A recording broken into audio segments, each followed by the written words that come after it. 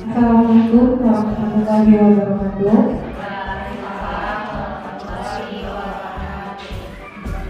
Asyhadu an la ilaha illallah wa asyhadu anna rasulullah la ilaha illallah. Pertama-tama marilah kita panjatkan puji dan syukur kehadirat Allah Subhanahu wa taala yang telah melimpahkan rahmat dan karunia-Nya sehingga kita dapat berkumpul di ruangan ini untuk dalam kegiatan diseminasi menyebarkan pemahaman dan pengalaman penerapan budaya positif. Selanjutnya, salawat serta salam yang kita kirimkan kepada Nabi kita yakni Nabi Muhammad SAW yang telah membawa kita dari alam kebodohan sampai pada alam yang terang benderang yang seperti kita rasakan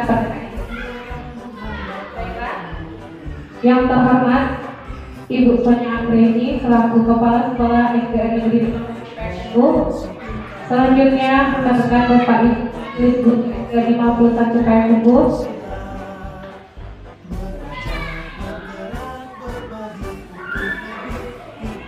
Baiklah, pada hari ini kita akan melaksanakan kegiatan diseminasi menyebarkan pemahaman dan pengalaman penerapan budaya positif yang akan disampaikan oleh Ibu Revi Susanti Effendi.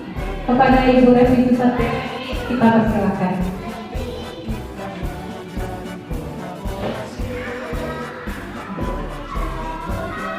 Assalamualaikum warahmatullahi wabarakatuh. Selamat pagi Bapak dan Ibu guru hebat. Salam penghormatan saya sampaikan kepada pembawa acara tersebut. Baiklah, untuk tidak memperpanjang musyawarah, kali ini saya akan mencoba memaparkan atau mendefinisi penyebaran pemahaman dan pengalaman penerapan budaya positif oleh Revi Susanti Effendi, SPD, Guru Kelas 3 SDN 51 Payakumbuh. Selamat datang para guru hebat. Mari belajar bersama, berkolaborasi, dan saling mendukung agar terwujudnya budaya positif di sekolah kita tercinta. Berhubung untuk semester depan, sekolah kita akan melaksanakan program sekolah penggerak, maka saya rasa ilmu yang akan kita kajikan hari ini semoga nanti bermanfaat dan dapat kita terapkan bersama nantinya. Baiklah Bapak dan Ibu guru, adapun materi presentasi yang akan saya sampaikan adalah berupa konsep budaya positif, makna disiplin positif dan nilai kebajikan universal, teori motivasi, hukuman dan penghargaan, keyakinan kelas, 5 kebutuhan dasar manusia, 5 posisi kontrol, dan segitiga restitusi. Baiklah Bapak dan Ibu guru hebat, sebelum kita lanjutkan, saya ingin Bapak dan Ibu larut terlebih dahulu dalam suatu kasus. Misalnya seperti ini. Anggap saja Ibu sedang memegang sebuah benda yang sangat berharga. Kita sembunyikan di dalam kepala kanan kita. Kemudian benda itu harus kita pertahankan hingga titik darah terakhir. Nah, pertanyaannya, jika ada orang lain yang menginginkan benda tersebut, apakah Bapak Ibu mau memberikannya? Oh tidak ya Bu ya. Nah, kalau seandainya ada datang seorang teman yang ternyata juga membutuhkan benda tersebut, lalu beliau membujuk Bapak Ibu, karena beliau sangat membutuhkan, dengan segenap rayuan beliau meminta agar Ibu dan Bapak menyerahkan benda tersebut. Apakah Bapak dan Ibu bersedia untuk memberikannya? Tidak ya Pak ya. Nah, atau datang lagi seseorang dengan penuh paksaan dan ancaman meminta benda tersebut. Bagaimana tindakannya Bapak Ibu lakukan? Tetap mempertahankannya ya Bu ya. Nah, inilah tujuan utama kita. Kenapa? Karena disiplin positif itu terbentuk atas keinginan diri kita sendiri, tanpa adanya pengaruh dari pihak manapun. Baik itu pengaruh buruk atau pengaruh baik, itu tidak akan tergoyahkan. Kenapa? Karena keinginan dari dalam diri kita sendiri untuk mempertahankan dan melakukan budaya positif tersebut. Baiklah, kita lanjutkan dulu. Selanjutnya, saya akan coba memaparkan konsep budaya positif. Apa saja yang termasuk pada konsep budaya positif tersebut? Yang pertama, perubahan paradigma belajar. kedua, disiplin positif. Yang ketiga, kebutuhan dasar manusia. 4. Motivasi perilaku manusia. Yang kelima, posisi kontrol restitusi. Kemudian yang keenam, keyakinan kelas. Dan yang ketujuh, ketiga, restitusi. Mungkin kita baru dengar ya Bapak Ibu ya, apa sih sebenarnya restitusi itu? Nah, ayo kita bahas bersama. Oh baiklah Bapak dan Ibu hebat, kita perhatikan di sini bahwa pembelajaran dengan paradigma baru. Psikiater dan pendidik Dr. William Glasser dalam kontrol teori dan berkembang menjadi choice theory meluruskan beberapa miskonsepsi tentang makna kontrol. Apa saja? Nah, yang pertama, ilusi bahwa guru itu mampu mengontrol murid. Jadi selama ini kita beranggapan bahwa tingkah laku murid itu bisa kita kontrol. Kita bisa menginginkan seperti apa murid tersebut bertingkah laku di sekolah. Ternyata pandangan tersebut salah Bapak dan Ibu guru. Pada dasarnya kita sudah bisa memaksa murid untuk berbuat sesuatu jika murid tersebut memilih untuk tidak melakukannya. Walaupun tampaknya guru sedang mengontrol perilaku murid, hal demikian itu terjadi karena si murid tersebut juga menginginkannya. Nah, yang kedua, ilusi bahwa sebuah perbuatan positif itu efektif dan bermanfaat. Perbuatan positif atau bujukan adalah bentuk-bentuk dari kontrol perilaku siswa kita di sekolah. Namun dalam waktu tertentu, kemungkinan murid akan menyadari dan mencoba untuk menolak atau perasaan jenuh yang dia rasakan membuat dia berontak untuk menolak bujukan tersebut. Yang ketiga, ilusi bahwa kritik dan membuat orang merasa bersalah dapat menguatkan karakter. Ini sering kita lakukan ya Bapak Ibu guru, bahwa misalnya seorang anak melakukan kesalahan, kemudian kita bawa dia larut akan rasa bersalahnya, sehingga kita berharap dia mampu untuk mengubah perilakunya. Namun ternyata semua itu tidak tepat kita lakukan. Menggunakan penguatan positif menggunakan kritik dan rasa bersalah untuk mengontrol murid menuju pada identitas yang gagal karena mereka belajar untuk merasa buruk tentang dirinya. Kemudian, ilusi bahwa orang dewasa itu memiliki hak untuk memaksa. Ini juga cenderung kita lakukan dalam proses pembelajaran. Pokoknya semua murid ya Bapak Ibu kita inginkan sesuai dengan keinginan kita. Kita paksakan mereka, ayo kamu belajar dengan giat supaya kamu pintar. Ternyata konsep yang kita laksanakan selama ini adalah salah. Orang dewasa belum menyadari bahwa perilaku manusia itu memaksa tidak akan efektif untuk jangka waktu yang panjang, dan sebuah hubungan permusuhan pun akan terbentuk karena nantinya akan timbul rasa dendam di hati anak. Rasa tersebut akan selalu dia ingat sampai akhir hayatnya. Mungkin setelah dewasa nanti dia akan sampai kepada temannya, oh saat saya sekolah dulu saya diberi hukuman oleh bapak ini mempermalukan saya, sakit hati saya. Hal tersebut terbawa hingga ia dewasa nanti, sehingga ia menimbulkan rasa dendam kepada gurunya tersebut, dan proses pembelajaran yang dilaluinya juga tidak akan efektif. Kita lanjut Bapak dan Ibu. Kemudian bagaimana seseorang bisa berubah untuk melakukan pendekatan teori kontrol tersebut? Menurut Stephen R. Covey, prinsip Central Leadership pada tahun 1991 mengatakan bahwa bila kita ingin membuat kemajuan secara perlahan, sedikit-sedikit ubahlah sikap dan perilaku kita. Namun bila kita ingin memperbaiki cara-cara utama kita, maka kita perlu mengubah rangka acuan kita. Ubahlah bagaimana Anda melihat dunia, bagaimana Anda berpikir tentang manusia. Ubahlah paradigma kita, skema pemahaman dan penjelasan aspek-aspek tertentu tentang psikologis. Jadi Bapak dan Ibu hebat, di sini kita diminta untuk merubah mindset kita. Kita bukan lagi sosok yang harus ditakuti atau dipatuhi oleh murid-murid. Jadilah diri kita itu sebagai sosok sahabat yang disayangi, yang dikagumi, dan yang diidolakan oleh para guru kita. Kemudian yang kedua, makna disiplin positif dan nilai kebajikan universal. Tujuan dari disiplin positif adalah untuk menanamkan motivasi pada diri sendiri untuk dapat menjadi orang yang mereka inginkan dan menghargai diri sendiri dengan nilai-nilai yang mereka percaya.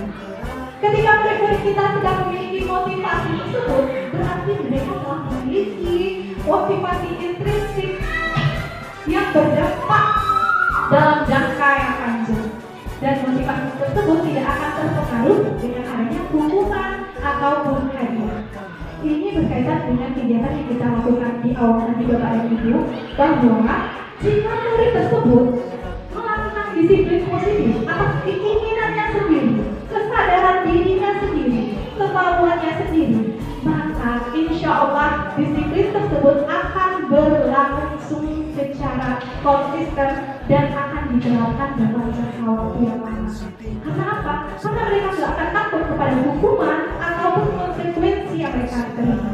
Mereka yakin bahwa dengan melakukan disiplin diri, mereka bisa menjadi orang yang lebih baik di masa depan. Nah, Bapak dan Ibu guru hebat, sebagai pendidik, tujuan kita adalah menciptakan anak-anak yang memiliki disiplin diri, sehingga mereka bisa berperilaku dengan mengacu pada nilai-nilai kebajikan universal dan memiliki motivasi intrinsik, bukan ekstrinsik. Seperti yang saya jelaskan tadi, bukan terpengaruh kepada penghargaan, pujian, hukuman yang akan mereka terima, namun berdasarkan dari keinginan diri mereka sendiri untuk melakukan perubahan. Baiklah Bapak dan Ibu guru hebat, nilai-nilai kebajikan universal apa saja yang harus kita terapkan di sekolah?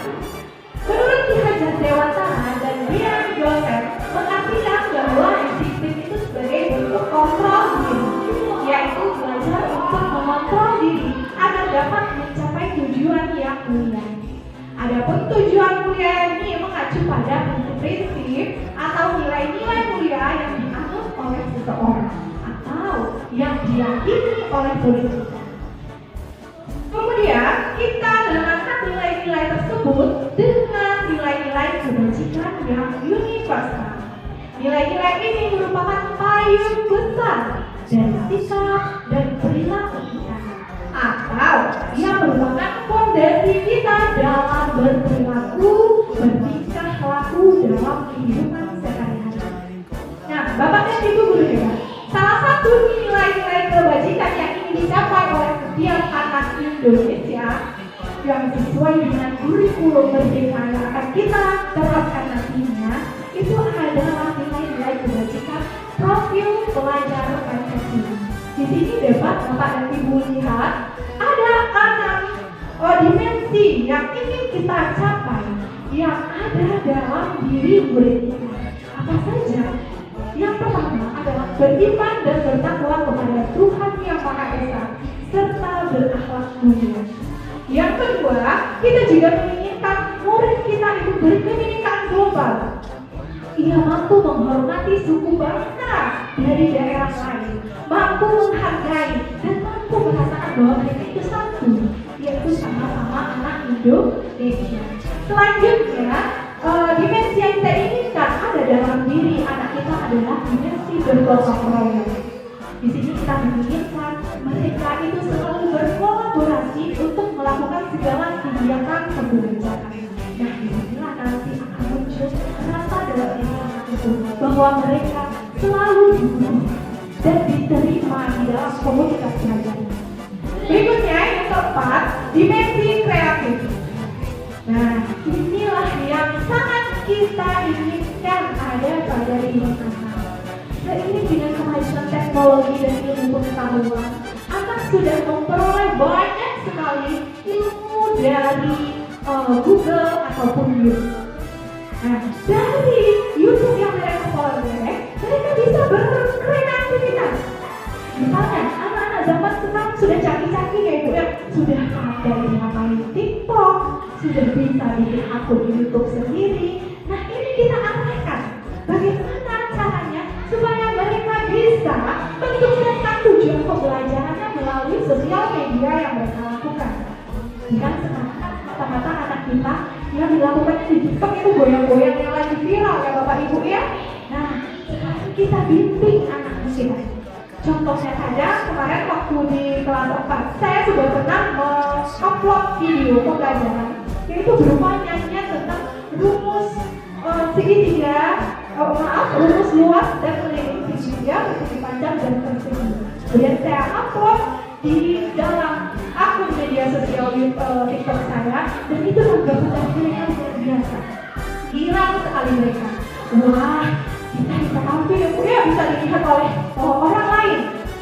Maka inilah yang memicu mereka nantinya untuk lebih beraktivitas, sehingga mereka lebih giat lagi membuat video yang terkait dengan proses belajar. Baiklah Bapak dan Ibu guru hebat. Selanjutnya, dimensi yang akan kita capai adalah bernalar kritis, di mana setiap anak itu mampu memecahkan masalah yang dihadapinya. Jangan lagi kita bantu, jangan lagi kita arahkan. Oh nak, kalau kamu misalnya menghadapi masalah seperti ini yang harus kamu lakukan. Jangan demikian Bapak dan Ibu guru. Berikanlah mereka kesempatan untuk memikirkan sendiri apa solusi dari masalah yang mereka hadapi. Nah, tugas kita bagaimana? Kita hanya membimbing, memperhatikan, dan yang paling utama mengapresiasi positif setiap tindakan yang mereka lakukan.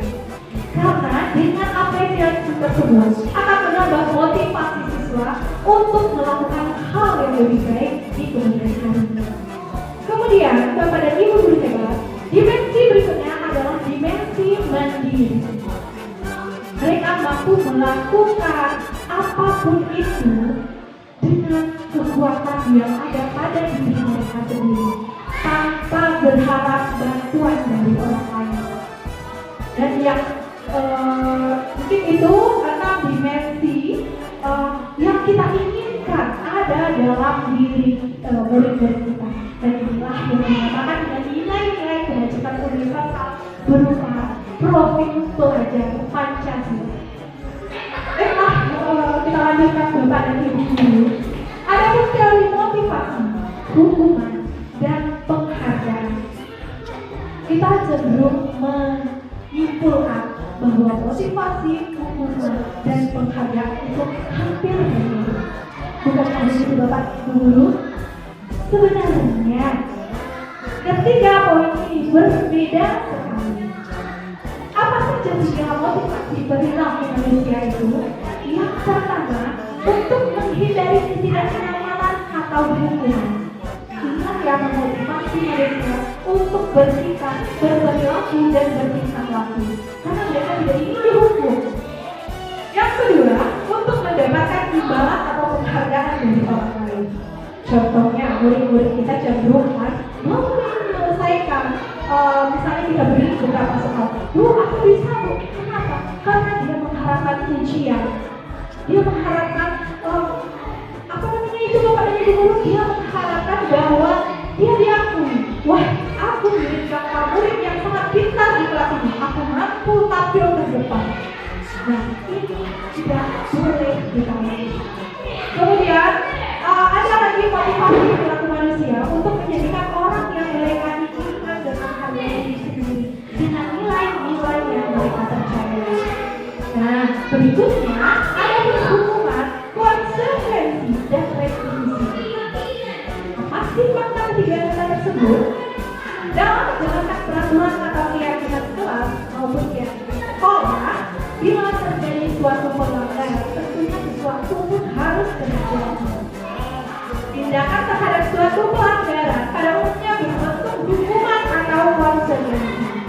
Namun, alangkah baiknya jika kita lakukan hal tersebut dengan tindakan restitusi. Lagi-lagi kalimat restitusi mungkin baru kita dengar ya Bapak Ibu. Apa sih sebenarnya maksud dari restitusi tersebut? Nanti akan kita bahas lebih lanjut. Oh baiklah Bapak dan Ibu guru, bisa terlihat di sini bahwa restitusi IDP adalah proses untuk menciptakan kondisi bagi murid untuk memperbaiki kesalahan mereka, sehingga mereka bisa kembali pada kelompok mereka dengan karakter yang lebih kuat. Hal ini sejalan dengan pendapat dosen pada tahun 2004. Restitusi juga merupakan proses pola kolaboratif yang mengajarkan murid untuk mencari solusi atas masalah. Kemudian kita membantu murid untuk berpikir tentang seperti apa yang mereka inginkan. Jika saya melakukan masalah ini, nantinya saya menjadi orang seperti apa? Inilah yang akan ingin kita timbulkan ada di dalam diri murid. Bagaimana mereka harus memperlakukan orang lain. Hal ini sudah sejalan dengan pendapat Chaucer pada tahun 1990. Kalau baiklah Ibu dulu kita lanjutkan. Hukuman dan konsekuensi. Mari kita sejenak untuk merefleksi diri kita. Apakah kegiatan yang selama ini kita lakukan itu masuk kepada hukuman atau konsekuensi? Yang pertama, anak kita minta untuk mencatat 50 kali di dalam bukunya dengan kalimat saya tidak akan terlambat lagi karena dia terlambat ke sekolah. Bapak dan Ibu berkata, apakah hal tersebut termasuk hukuman atau konsekuensi? Bagaimana Bu? Ya, Bu ada menjawab hukuman. Bapak gimana Pak? Bapak? Iya, hukuman juga ya Pak ya. Ya, berarti Bapak dan Ibu guru hebat sudah memahami apa itu perbedaan hukuman dan konsekuensi. Kemudian kasus yang kedua, anak diminta untuk lari memiliki lapangan karena terlambat hadir ke sekolah. Apakah itu termasuk hukuman atau apa? Konsekuensi? Hukuman lagi ya Bu ya. Karena hal tersebut tidak ada kaitannya sama sekali. Ngapain anak-anak didik kita disuruh lari keliling lapangan? Ternyata mereka hanya terlambat beberapa menit saja. Tentunya hal tersebut akan membuat mereka nantinya tidak akan konsentrasi dalam belajar. Karena mereka sudah kecapean, sudah keringatan, sehingga apa yang disampaikan guru nantinya tidak akan mampir di pikiran mereka. Baiklah Bapak dan Ibu guru hebat. Kasus yang ketiga, anak diminta untuk membersihkan coretan yang dibuatnya di meja tulis. Apakah ini masuk hukuman atau konsekuensi? Tidak bisa sekali Ibu. Ini merupakan konsekuensi atas tindakan salah yang sudah kita lakukan. Anak tersebut coret mejanya. Jadi kita suruh, ayo hapus dari perbaiki kembali kesalahan kamu tersebut. Dan kemudian yang keempat, murid diminta untuk melakukan push up 10 kali karena tidak menggunakan masker ke sekolah. Hukuman ya Bu ya, dia benar sekali. Lagi-lagi tidak ada satu tahun. Apa sih satu tahun push up dengan masker? Tidak ada kaitannya Bapak dan Ibu guru. Kemudian yang kelima, anak diminta untuk mengganti kertas tugas temannya yang telah dicoret. Apakah ini masuk hukuman atau konsekuensi? Iya, benar sekali Bapak dan Ibu guru. Ini merupakan konsekuensi atas tindakan salah yang dia lakukan. Dia robek buku temannya dan dia wajib menggantinya sebagai bentuk dari tanggung jawab pada diri. Kemudian yang keenam, berdiri di depan kelas sambil mengangkat satu kaki. Oh, ini gaya kayak mau kita pecah dulu ya. Nah, karena tidak bisa jawab pertanyaan. Bisa nasi baju. Kamu nggak bisa jawab pertanyaan ini, mau aja di depan. Angkat kaki satu, cewek paling ngaku. Nah, ini gini ya, kita belajar dulu ya Bapak Ibu. Nah, apakah ini masuk hukuman atau konsekuensi? Iya, hukuman. Benar sekali. Karena lagi-lagi tidak ada kaitannya angkat kaki dengan menjawab pertanyaan. Kemudian yang kasus ketujuh, membersihkan tumpahan air di meja karena dia nggak sengaja tersenggol saat dia belajar. Apakah ini hukuman atau konsekuensi? Ini benar sekali Bapak Ibu. Ini merupakan konsekuensi atas tindakan tersebut. Yang kedelapan, kehilangan 10 menit jam istirahat untuk mengerjakan tugasnya karena dia terlambat datang dan tertinggal pelajaran selama 10 menit. Apakah ini hukuman atau konsekuensi? Iya, benar sekali Ibu. Ini merupakan konsekuensi karena ia datang terlambat. Jadi dia harus melanjutkan pembelajarannya 10 menit saat jam istirahat. Kemudian kasus berikutnya, anak diminta untuk berlari mengelilingi lapangan 2 kali karena dia terlambat 10 menit untuk pelajaran PJOK. Apakah ini hukuman atau konsekuensi?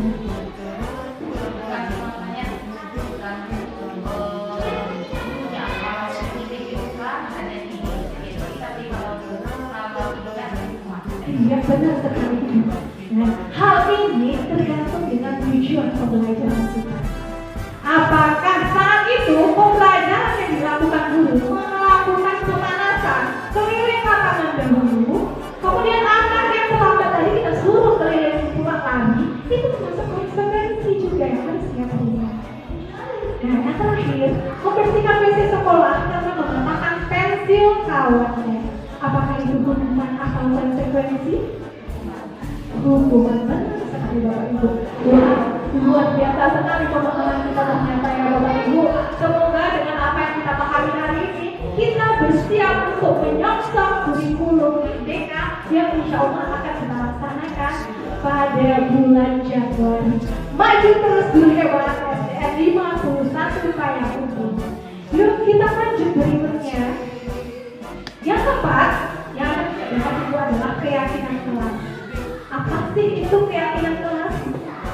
Keyakinan kelas merupakan fondasi atau arah tujuan sebuah kelas yang akan menjadi landasan dalam memecahkan konflik atau permasalahan yang terjadi di dalam kelas tersebut. Membentukkan keyakinan sekolah atau kelas itu melalui beberapa hal. Yang pertama, kita harus paham dahulu bahwa keyakinan kelas itu bersifat lebih abstrak, nyata daripada peraturan yang lebih rinci dan konkret. Kemudian, yang kedua, keyakinan kelas berupa penguatan universal. Kemudian, pernyataan keyakinan kelas senantiasa dibuat dalam bentuk kalimat-kalimat yang positif. Jangan gunakan kata jaraknya. Contoh, jangan bermain saat guru menerangkan pembelajaran. Itu bukan keyakinan kelas yang baik. Apa seharusnya yang kita jadikan keyakinan kelas? Mari fokus saat guru menerangkan pelajaran. Jadi kita gunakan kalimat positif Bapak Ibu. Kemudian keyakinan kelas hendaknya tidak terlalu banyak. Bisa saja kita tentukan 4 atau 5 keyakinan yang ada di kelas kita masing-masing, sehingga mudah untuk diingat dan dipahami oleh semua warga kelas. Semua warga kelas hendaknya berkontribusi dalam pembuatan keyakinan kelas lewat kegiatan syurah bersama. Jadi keyakinan kelas ini bukan kita guru yang menetapkan Bapak Ibu guru, tapi kita minta pendapat murid-murid kita. Bagaimana menurut Muna keyakinan kelas yang harus kita yakini, yang harus kita terapkan? Biarkan mereka untuk mengeksplor pendapat mereka masing-masing. Nanti kita tampung, kita diskusikan bersama mana yang lebih baik yang akan kita gunakan. Kemudian buatlah berupa poster dan tempelkan dalam ruangan kelas. Seperti yang ada di belakang sana, itu masih tertulis peraturan kelas ya. Ini merupakan keyakinan kelas juga. Kita lanjut. Keyakinan kelas ini contohnya apa saja?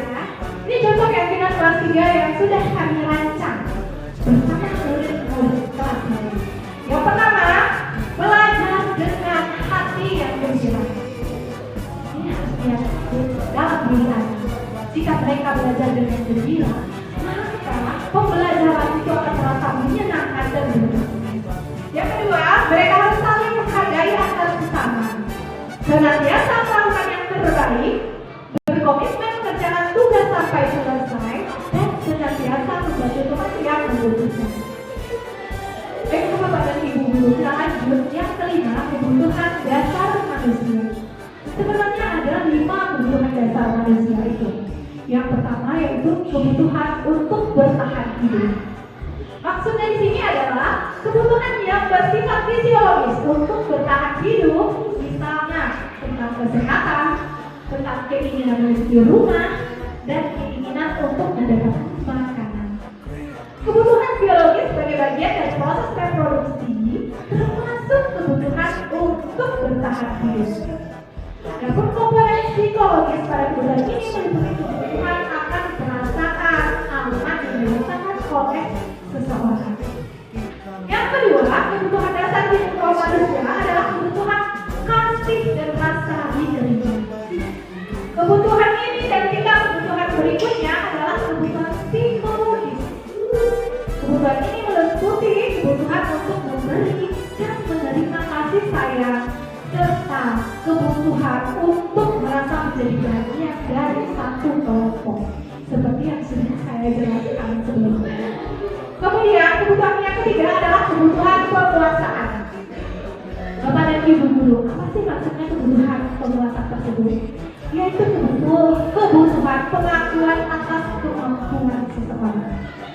Kebutuhan ini berhubungan dengan kekuatan untuk mencapai sesuatu, menjadi kompeten, menjadi terampil, diakui atas prestasi-prestasinya dan keterampilan yang dimiliki, didengarkan, dan ia merasa memiliki harga diri.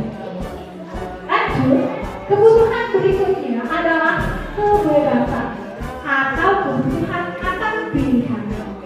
Kebutuhan untuk bebas adalah kebutuhan untuk kemandirian, otonomi, memiliki pilihan, dan mampu mengendalikan arah hidup seseorang. Anak-anak dalam kebutuhan pilihannya yang tinggi menginginkan pilihannya. Mereka perlu banyak gerak, suka mencoba-coba, tidak terlalu mempengaruhi orang lain, dan senang mencoba hal baru yang menarik. Selanjutnya, kebutuhan yang terakhir adalah kesenangan atau kebutuhan untuk merasa senang. Adalah kebutuhan untuk mencari kesenangan, bermain, dan bermain. Kita lanjut Bapak dan Ibu guru hebat. Selanjutnya adalah 5 posisi kontrol kita sebagai seorang guru. Apa saja yang kita lakukan? Yang pertama, kita bisa diposisikan sebagai penghukum, membuat merasa bersalah, kemudian posisi sebagai teman, sebagai pemantau, dan yang paling ideal yang kelima adalah posisi sebagai manajer. Kita akan ulas satu persatu ya Bapak dan Ibu guru ya kan. Yang pertama, penghukum. Seorang penghukum bisa menggunakan hukuman fisik maupun verbal. Orang yang menjalankan posisi penghukum ini senantiasa mengatakan bahwa sekolah itu memerlukan sistem atau alat yang dapat menekan murid-murid lebih dalam. Perkataan yang sering terlontar oleh posisi penghukum ini adalah, "Hei, patuhi aturan saya," atau "awas kamu ya, kamu selalu saja salah, pasti selalu yang terakhir selesainya." Itu adalah contoh kata-kata yang sering dilontarkan oleh guru yang berada di posisi penghukum. Ini sangat berdampak negatif bagi perkembangan psikologis murid-murid. Yang kedua, posisi sebagai pembuat merasa bersalah.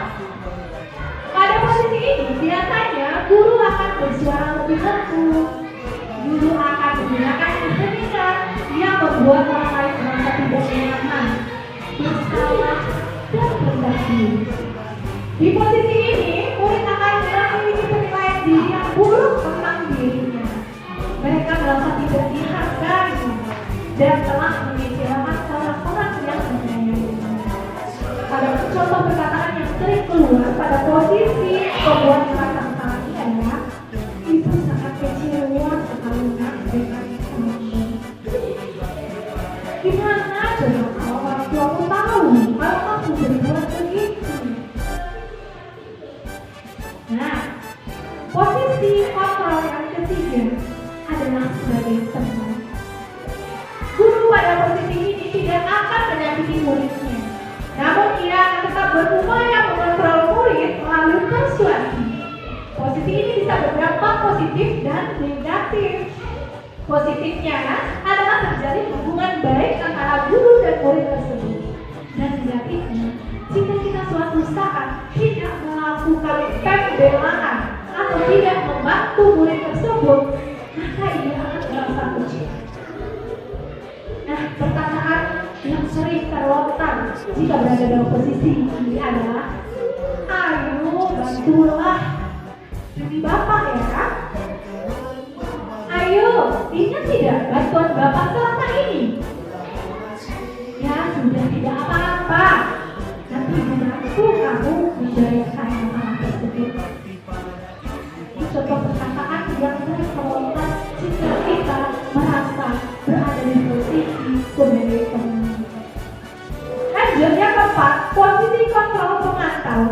Memantau itu berarti mengawasi. Pada saat mengawasi, kita bertanggung jawab atas perilaku orang-orang yang kita awasi. Posisi pemantau berdasarkan pada peraturan dan konsekuensi. Pertanyaan yang diajukan seorang pemantau adalah, peraturannya apa? Sanksi atau konsekuensinya apa? Lanjut Ibu.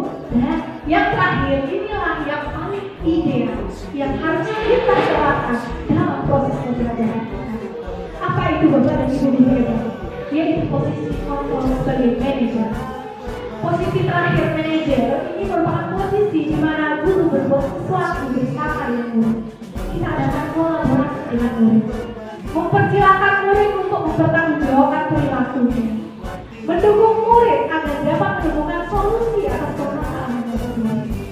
Ada perkataan yang sering terlontar adalah, apa yang kita yakini? Apakah kamu juga meyakininya? Jika kamu meyakininya, apakah kamu bersedia untuk memperbaikinya? Jika kamu memperbaiki ini, hal ini menunjukkan apa tentang dirimu? Apa rencana kamu untuk memperbaiki hal ini? Nah, posisi inilah yang ideal yang saya akan katakan kepada murid. Kenapa? Karena murid akan merasa dirinya nyaman menyampaikan keluh kesahnya kepada kita. Mereka akan terbiasa untuk menyampaikan apa isi hati mereka, apa yang ada di pikirannya. Kemudian kita bisa beri mereka untuk menyelesaikan masalah yang dihadapi. Namun bukan berarti kita yang memberikan solusi ya Bapak dan Ibu guru. Kita biarkan anak untuk menciptakan solusi mereka sendiri. Dan yang terakhir yaitu mengenai tingginya restitusi. Ada 3 langkah dalam segitiga restitusi yang harus kita laksanakan adalah yang pertama kali itu menstabilkan identitas. Bagian dasar ini bertujuan untuk mengubah identitas anak dari orang yang gagal karena melakukan kesalahan menjadi orang yang sukses. Anak yang melanggar peraturan karena sedang mencari perhatian. Ini sudah berdasarkan survei ya Bapak Ibu ya. Biasanya anak yang bermasalah itu mereka mencari perhatian dari tetangga, atau bahkan perhatian tersebut tidak mereka peroleh dari rumah. Biasanya mohon maaf ya, karena anak yang memiliki latar belakang keluarga yang notabene sedang bermasalah itu akan berubah karakter baginya. Kemudian kalau kita ingin menjadi reflektif, kita harus meyakinkan si anak tersebut dengan cara mengatakan kalimat-kalimat berikutnya. Nah, berbuat salah itu gak apa. Ibu juga pernah kok melakukannya. Tidak ada manusia yang sempurna. Semua orang di dunia ini pasti pernah berbuat salah. Apakah ibu juga pernah melakukan kesalahan seperti yang kamu lakukan? Nah, sekarang kita bukan bahas, kita bukan cari siapa yang benar dan salah dalam kasus ini, tapi ayo kita bersama-sama mencari solusi atas permasalahan yang telah terjadi. Ibu yakin dengan berkolaborasi bersama kita bisa menyelesaikan masalah tersebut. Karena anak berhak untuk melakukan hal tersebut. Bisa saja terjadi masalah karena si anak ini merasa diremehkan oleh temannya. Kemudian bertengkar. Jangan langsung kita stop. Kamu kenapa? Kok bertengkar terus? Mau jadi jagoan ya? Jangan seperti itu Bapak Ibu. Kita tanyakan dulu.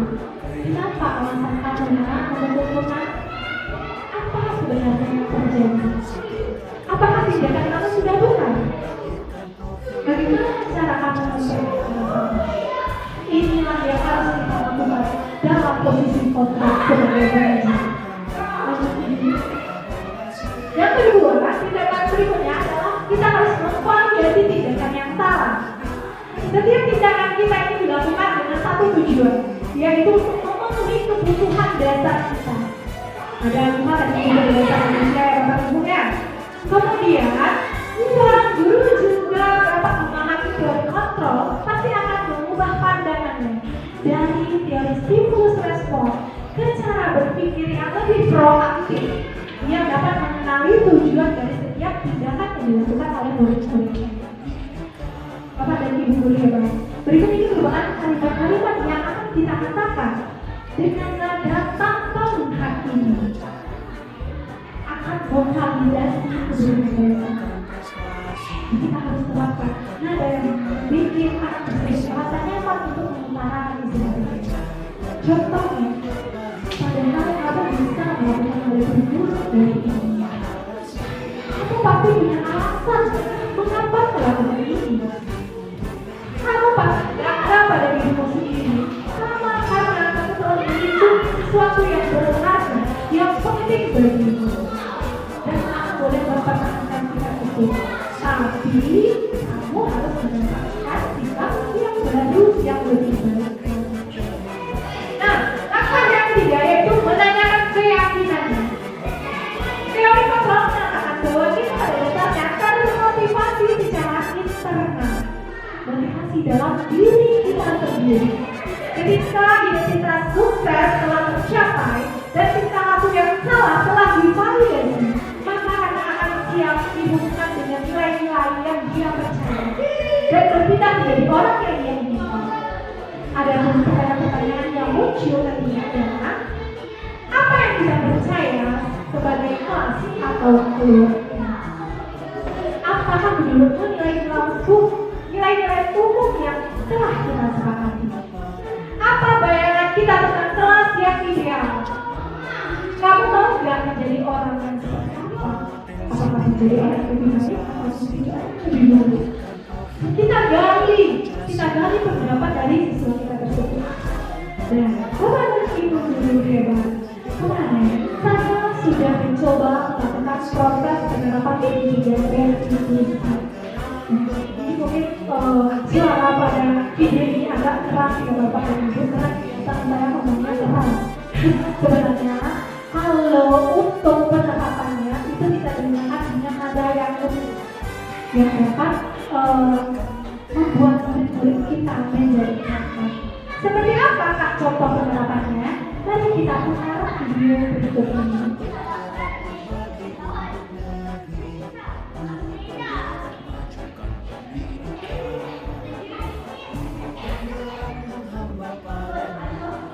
Sebentar ya Bapak Ibu, silakan teknis. Potensi tingkatkan prestasi, lahirkan profil pelajar Pancasila. Belajar, bergerak, berbagi, untuk lebih kita menjalin kolaborasi. Bapak Ibu.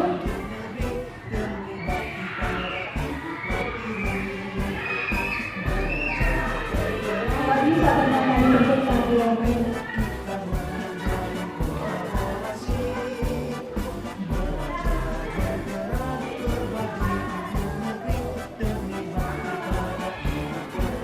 Kita saksikan bersama Bapak Ibu.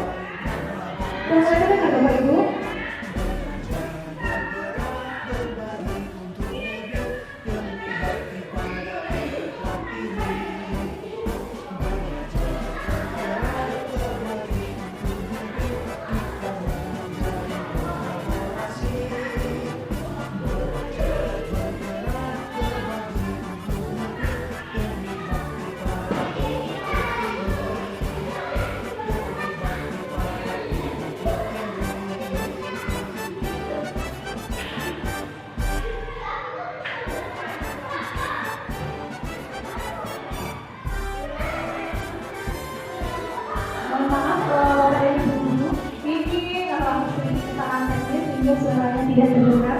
Baiklah, saya akan coba menjelaskan isi dari video tersebut. Ya, pada suatu hari, pada suatu ketika itu terjadi suatu permasalahan di kelas saya, di mana seorang murid saya itu terlambat datang ke sekolah. Kemudian dia ragu-ragu, dia takut untuk masuk, sementara saya sudah menjelaskan pelajaran kepada murid-murid yang lain. Kemudian saya panggil dia, ayo nak, masuk nak, gak usah takut. Kemudian saya tanyakan, kenapa bisa terlambat nak? Dia menjelaskan kalau ternyata dia itu terlambat karena dia ketiduran. Kenapa bisa ketiduran?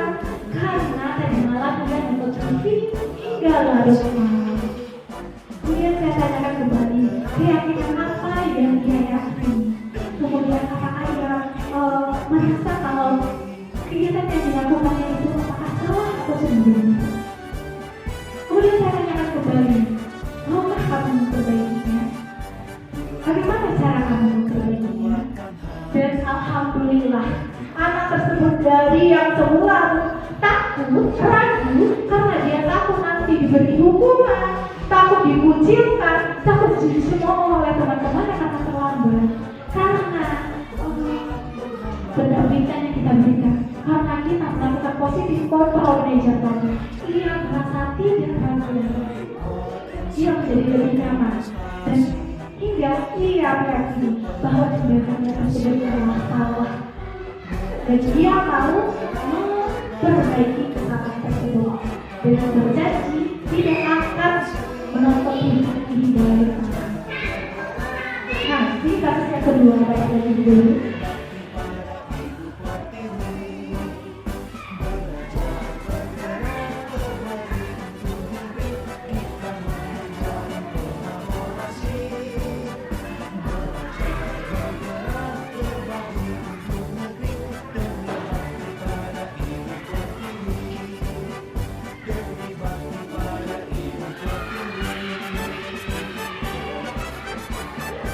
Baiklah Bapak dan Ibu Guru, dari kasus yang kedua, ini terjadi perselisihan antara dua orang murid saya. Yang satu itu sedang ingin sekali mengerjakan latihan ini. Namun murid yang di sampingnya itu kurang selesai menyelesaikan tugasnya. Kemudian dia mengajak temannya yang ini untuk ngobrol. Tapi temannya tersebut tidak mau. Akhirnya ditarik-tarik bukunya sehingga buku tersebut menjadi robek. Kemudian anaknya bukunya robek tadi itu marah, mengeluarkan suara yang keras dengan geprek meja. Kemudian saya berhenti, saya katakan, apa masalah yang terjadi? Nah, ini bu, mereka saling menyalahkan. Namun kita perlu melakukan penguatan di sini bahwa kita tidak mencari siapa yang salah dalam kasus ini.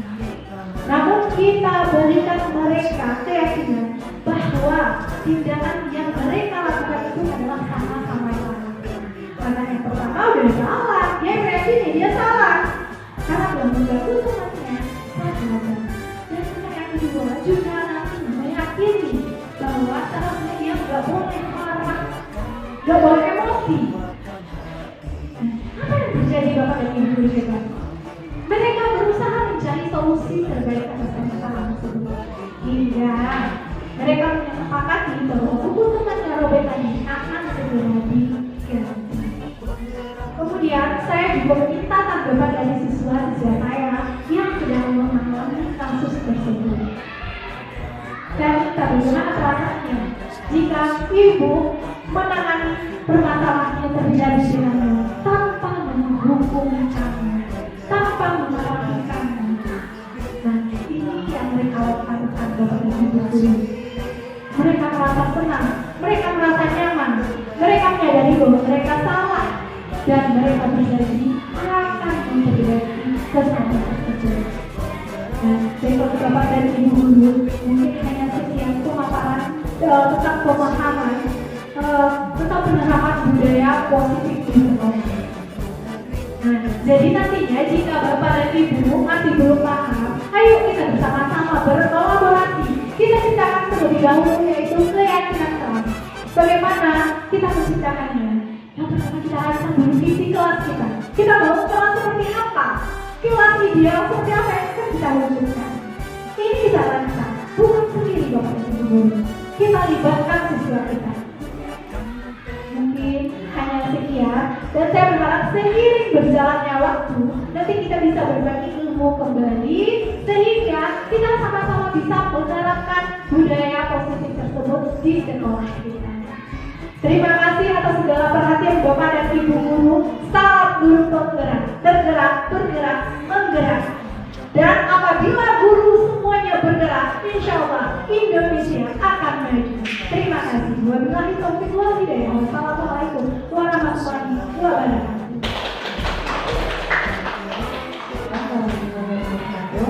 Baiklah, kita ucapkan terima kasih kepada Rektor FMI yang telah memaparkan apa itu tujuan dari guru penggerak.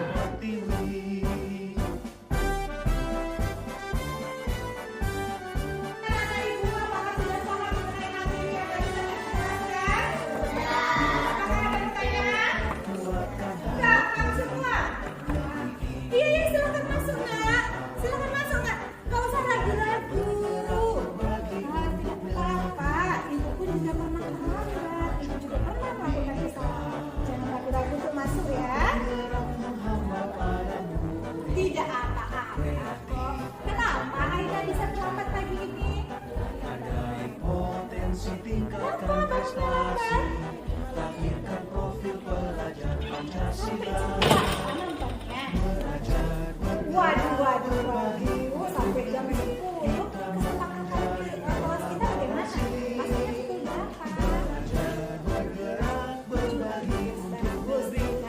itu berapa? Oh, sudah melanggar kesepakatan. Mau Pak Aina memperbaikinya? Bagaimana caranya? Oh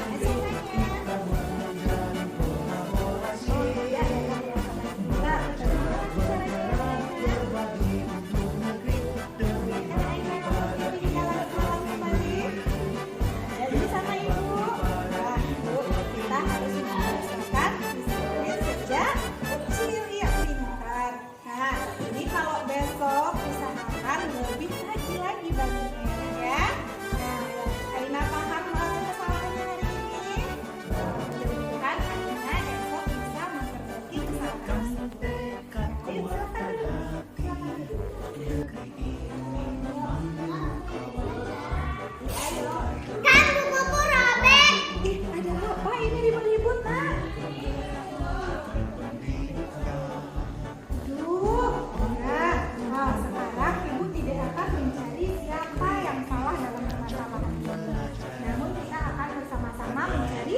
solusi atas permasalahan. Nah, sekarang Ibu mau nanya kepada Ika dulu. Kenapa permasalahan? Tadi kan Ibu minta untuk secara latihan. Memangnya kalau Vika sudah selesai pekerjaannya?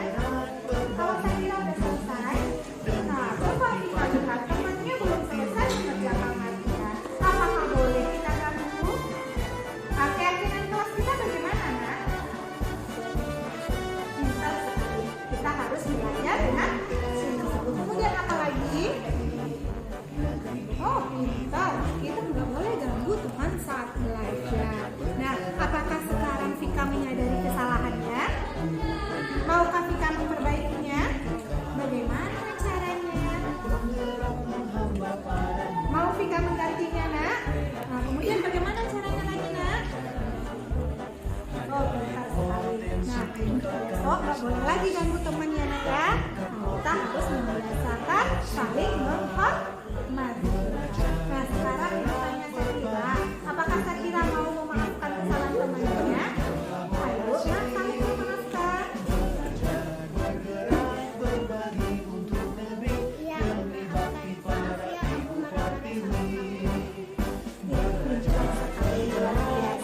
Yuk, lanjutkan kembali pekerjaannya. Assalamualaikum warahmatullahi wabarakatuh. Perkenalkan saya Aina, siswa kelas 3. Hari ini saya datang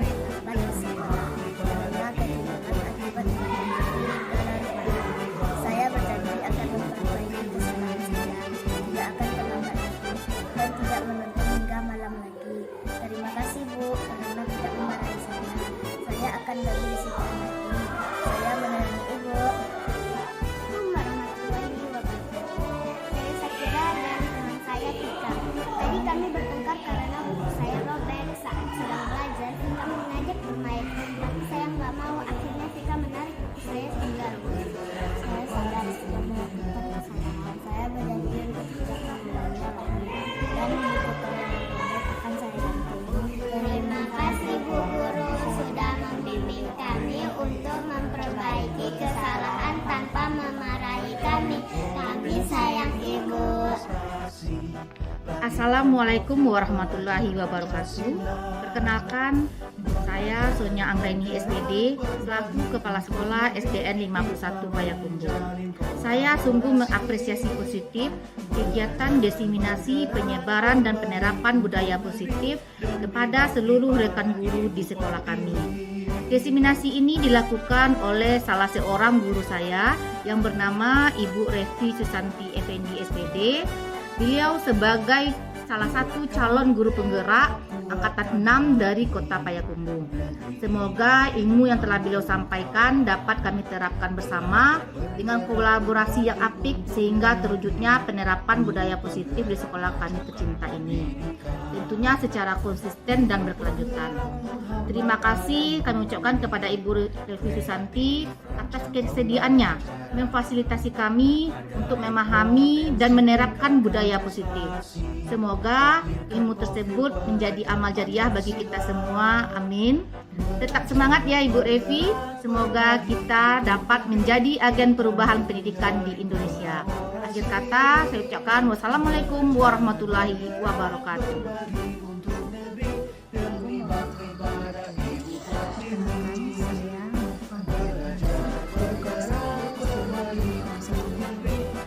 Terima kasih saya ucapkan kepada Ibu yang telah menyampaikan penyebaran dan pemahaman serta penerapan budaya positif yang telah dilakukan beliau sebagai calon guru penggerak angkatan 6. Ilmu yang beliau berikan telah memberi pencerahan dan peningkatan pemahaman bagi saya mengenai penerapan budaya positif di sekolah kami. Semoga nanti bisa diterapkan di sekolah ini.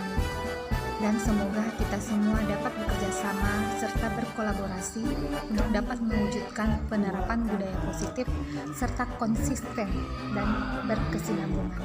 Ayo tetap semangat Bu Revi dan jangan lupa bagikan ilmu kepada kami agar kita bisa maju bersama. Assalamualaikum warahmatullahi wabarakatuh. Kreatif